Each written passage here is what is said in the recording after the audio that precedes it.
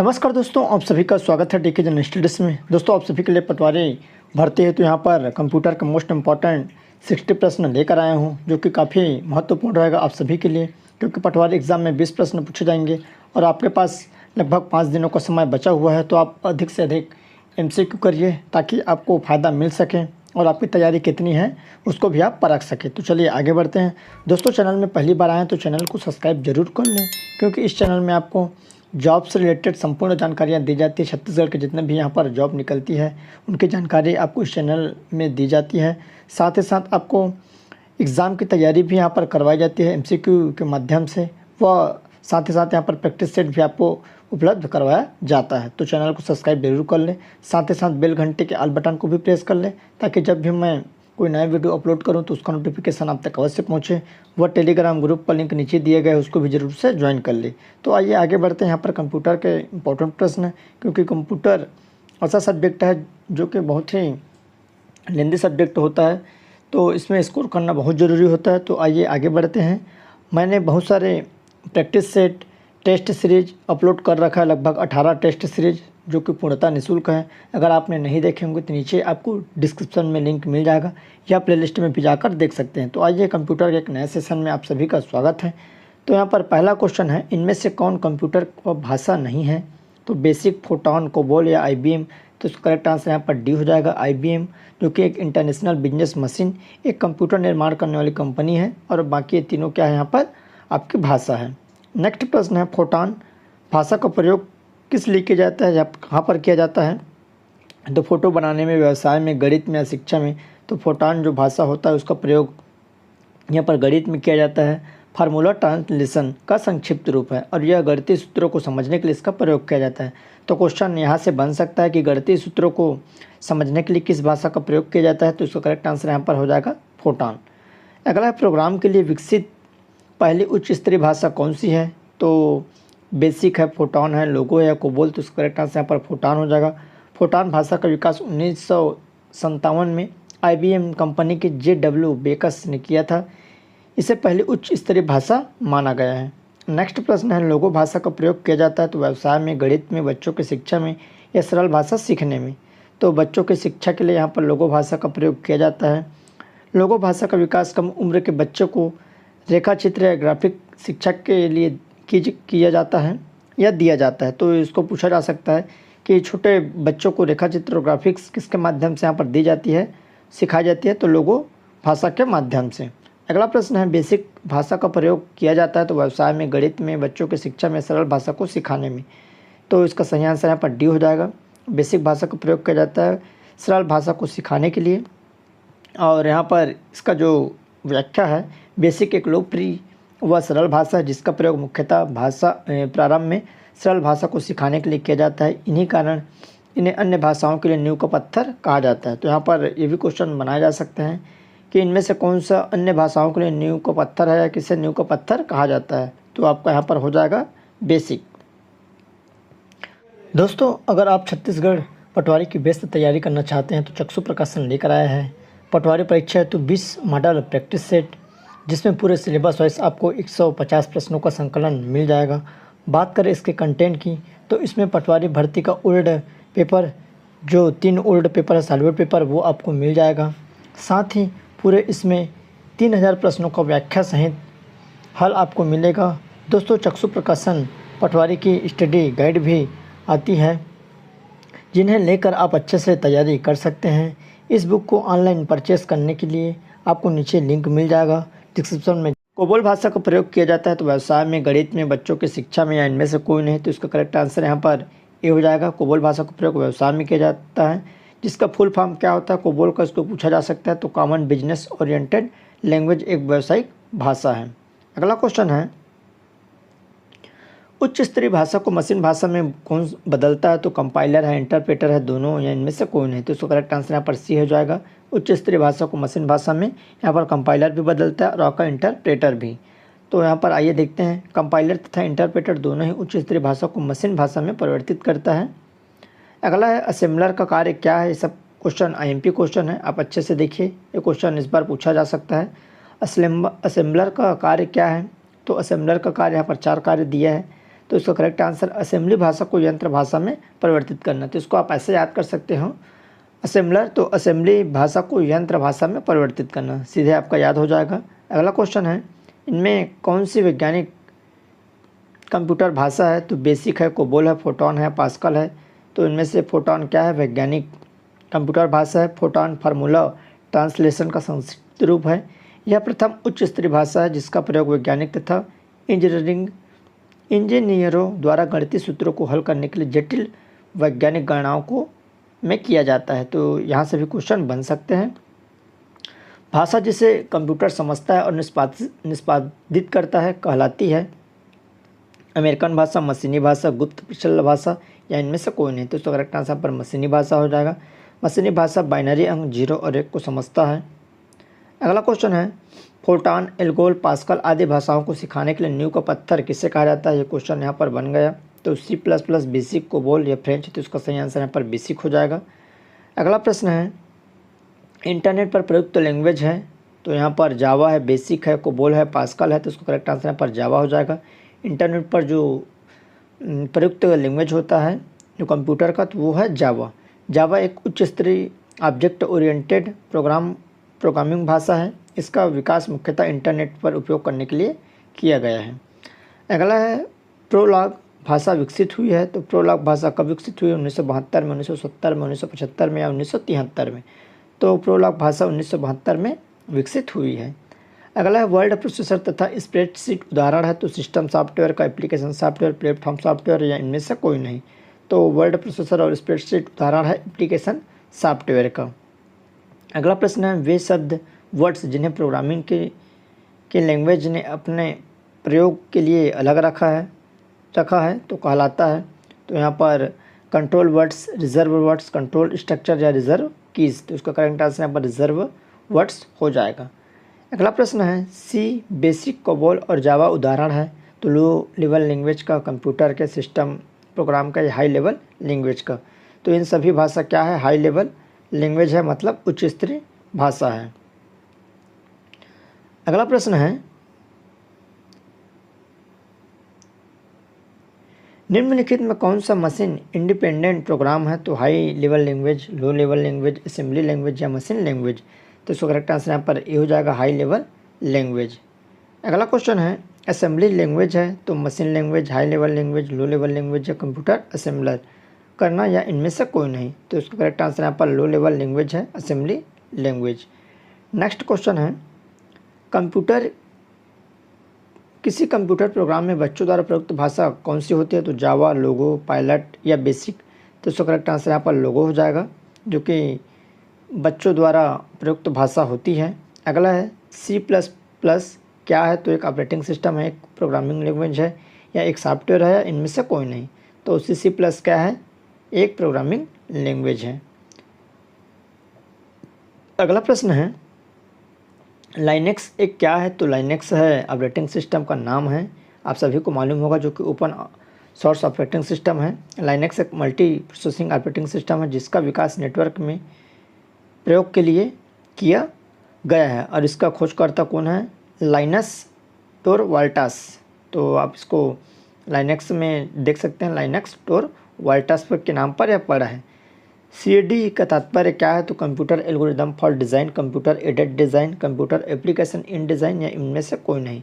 तो computer aided design इसका सही आंसर हो जाएगा। CAD को यहाँ पर कंप्यूटर एडेड डिज़ाइन कहा जाता है, जिसका प्रयोग कंप्यूटर तथा इंजीनियर डिज़ाइन तैयार करने में किया जाता है। तो यहाँ पर आप देख सकते हैं इंजीनियरिंग में इसका डिज़ाइन करने के लिए उपयोग होता है किसका? CAD का। इसको भी आपको ध्यान रखना है।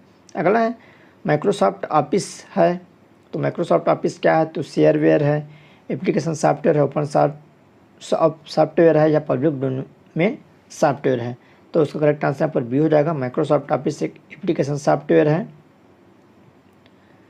अगला क्वेश्चन है, कौन सा सॉफ्टवेयर शब्द संसाधन में प्रयुक्त किया जाता है?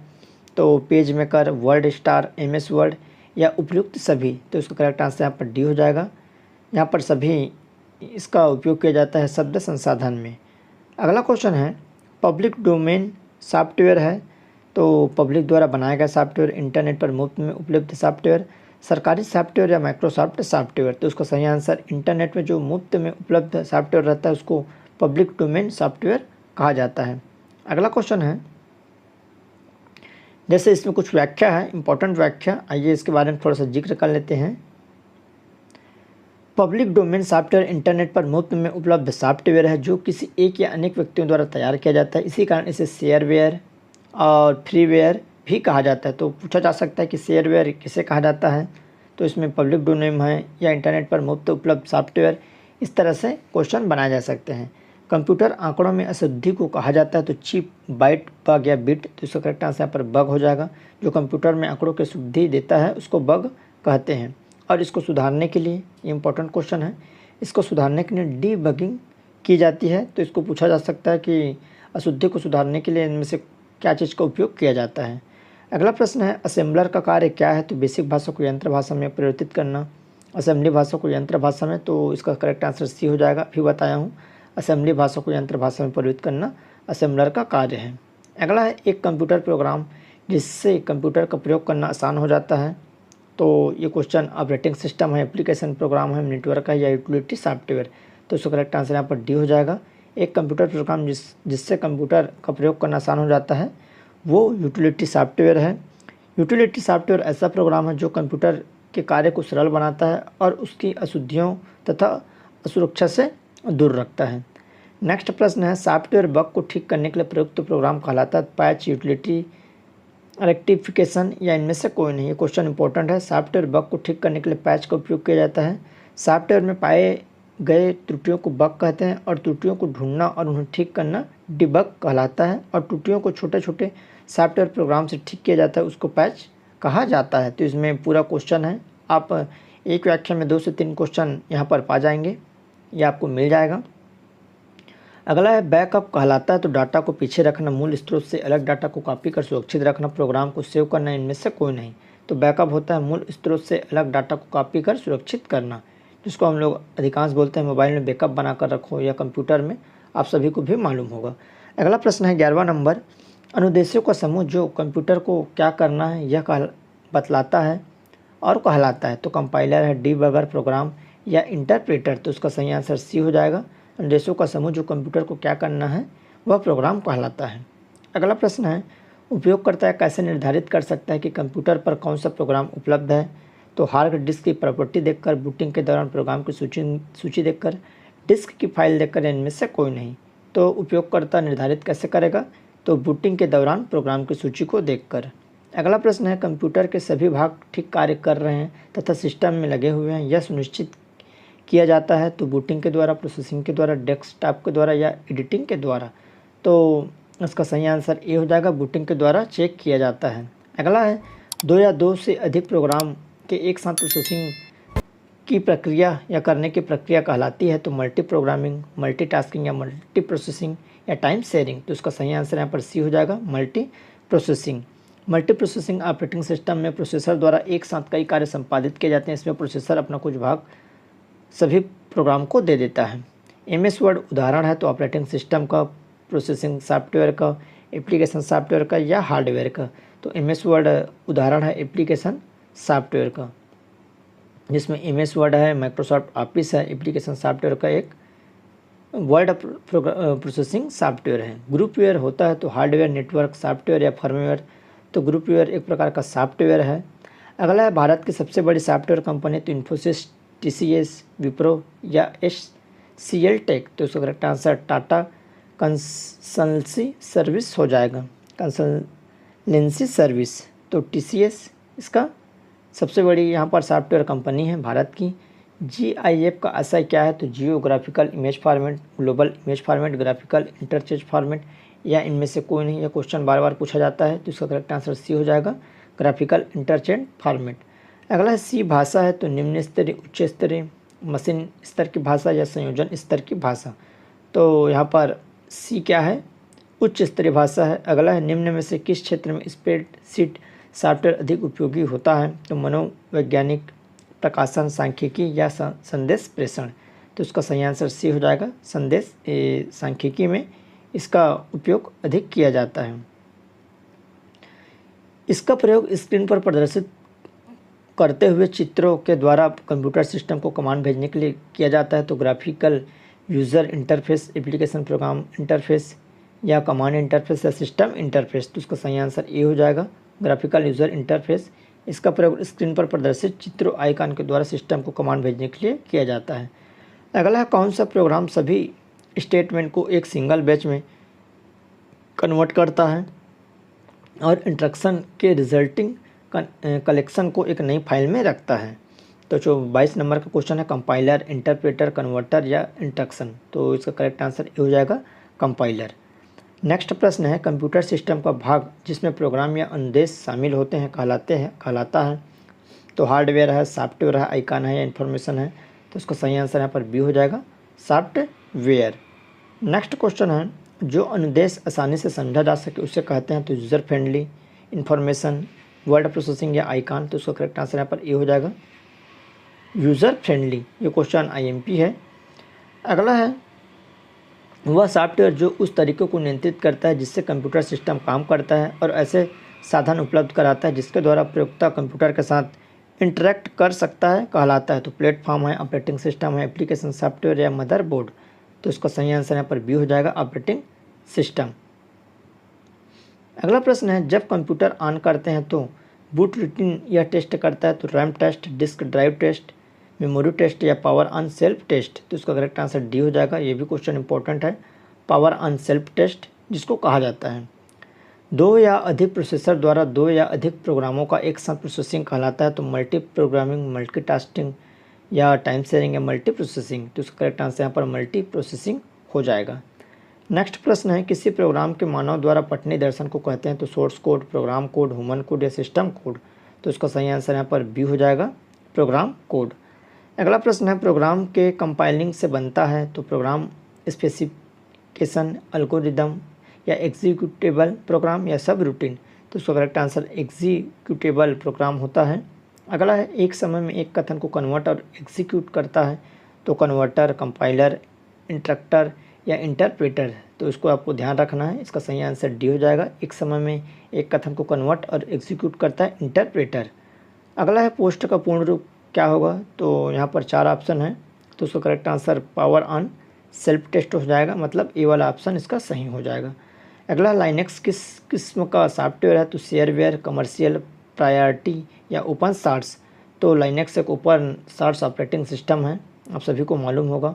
अगला है जब एक कंप्यूटर में 2 प्रोसेसर लगाए जाते हैं तो उसे कहते हैं तो डबल प्रोसेसिंग, सीक्वेंशियल प्रोसेसिंग या डुप्लीकेट प्रोसेसिंग या पैरेलल प्रोसेसिंग। तो इसका यहाँ पर करेक्ट आंसर आपका डी हो जाएगा, पैरेलल प्रोसेसिंग इसको कहा जाता है। अगला प्रश्न है जब आप कंप्यूटर बूट करते हैं तो 4 ऑप्शन है, ऑपरेटिंग सिस्टम डिस्क से रैम में कॉपी किया जाता है, ऑपरेटिंग सिस्टम मेमोरी से डिस्क में कॉपी किया जाता है, ऑपरेटिंग सिस्टम के अंश कंपाइल किए जाते हैं या कंप्यूटर बंद हो जाता है। तो इसका सही आंसर ये हो जाएगा, ऑपरेटिंग सिस्टम डिस्क से रैम में कॉपी किया जाता है जब आप बूट करते हैं तब।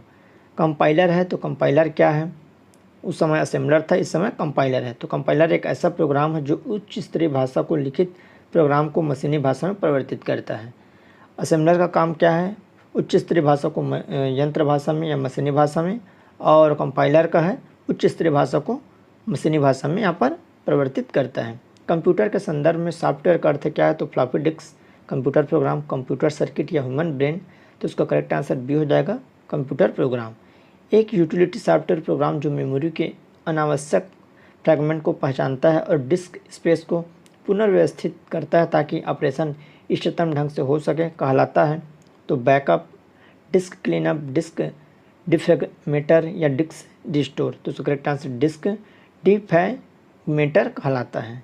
अगला है वह भाषा जिसे कंप्यूटर बिना लैंग्वेज ट्रांसलेटर प्रोग्राम के समझती है कहलाती है तो अमेरिकन भाषा, मशीनी भाषा, असेंबली भाषा या सभी। तो इसका करेक्ट आंसर मशीनी भाषा हो जाएगा जिसको कंप्यूटर आँख कान मूंद के पहचान सकता है। अगला क्वेश्चन है यहाँ पर खालिस्तान एक ऐसी सेवा है जो संगठनों को अपनी वेबसाइट बनाने की अनुमति देती है तो वेब होस्टिंग, वेब सर्फिंग या डोमेन होस्टिंग या लाइनेक्स होस्टिंग। तो इसका करेक्ट आंसर वेब होस्टिंग हो जाएगा जो एक संगठन है जो वेबसाइट बनाने की अनुमति देता है।